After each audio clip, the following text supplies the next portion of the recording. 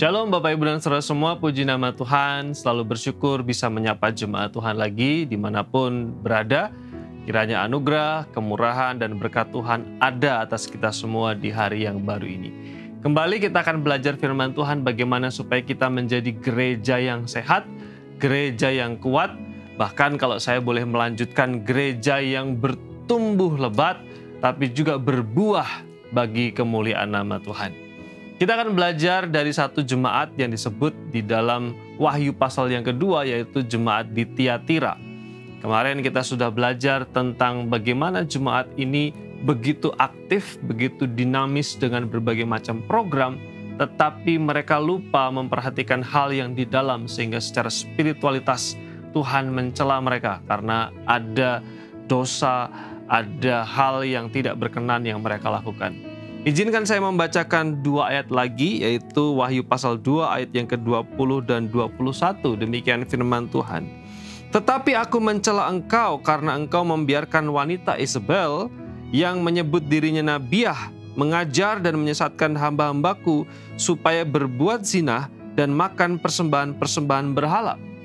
Dan aku telah memberikan dia waktu untuk bertobat, tetapi ia tidak mau bertobat dari zinahnya. Demikian firman Tuhan. Seperti yang saya singgung di beberapa waktu sebelumnya, bahwa di dalam teks ini mengambil sebuah karakter dan menghadirkannya di sana. Karakter yang diambil adalah Isabel yang diceritakan di dalam kitab Raja-Raja. Dia adalah istri dari seorang raja yang bernama Ahab. Karena kejahatannya, akhirnya dia membuat bangsa Israel berpaling daripada Tuhan dan menyembah Baal serta Asyitoret. Karakter ini yang kemudian dihadirkan kembali, diangkat di jemaat Tiatira karena ada situasi dan keadaan. Karena wanita ini yang disebut di sana dia seolah-olah menjadi nabi perempuan atau nabiah, padahal nabi sesat, menyesatkan umat, menyesatkan jemaat sehingga jemaat itu berzinah secara rohani, berpaling daripada Tuhan dan berpaling kepada berhala-berhala. Dalam situasi ini, Tuhan menawarkan obat supaya mereka sembuh secara spiritual. Tuhan mengatakan bahwa ada satu obat, satu penawar yang bisa membuat mereka sembuh dari penyakit spiritualitasnya. Obat itu adalah seperti yang dikatakan di dalam ayat yang ke-21, bertobat, bertobat sungguh-sungguh.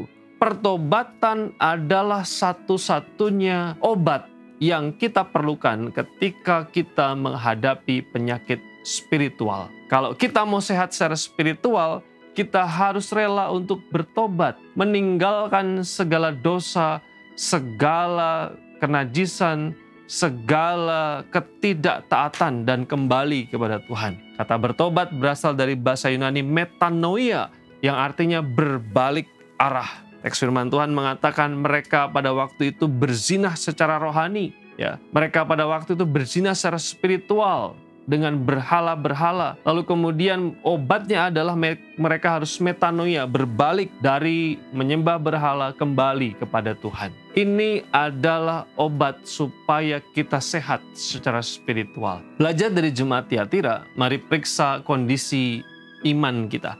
Mari periksa kerohanian kita.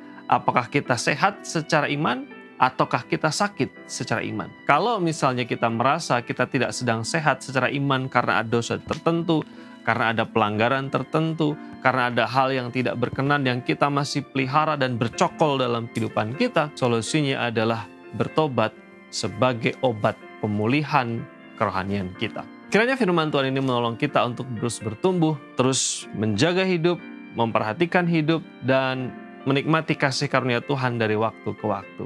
Mari kita berdoa jemaat yang terkasih. Terima kasih Bapa yang baik, terima kasih atas kemurahan-Mu. Kami membawa hidup kami di hari ini menjadi persembahan yang hidup yang berkenan di hadapan Tuhan. Tolonglah kami, ampuni kami ketika ada hal yang tidak berkenan. Ampuni kami rindu untuk dipulihkan, kami rindu untuk kembali, kami rindu untuk bertobat, meninggalkan dosa-dosa kami dan kembali kepadamu Sang Tuhan yang penuh dengan kasih dan belas kasihan itu. Terima kasih Tuhan, berkat dan anugerah-Mu atas kami semua dalam nama Yesus. Amin.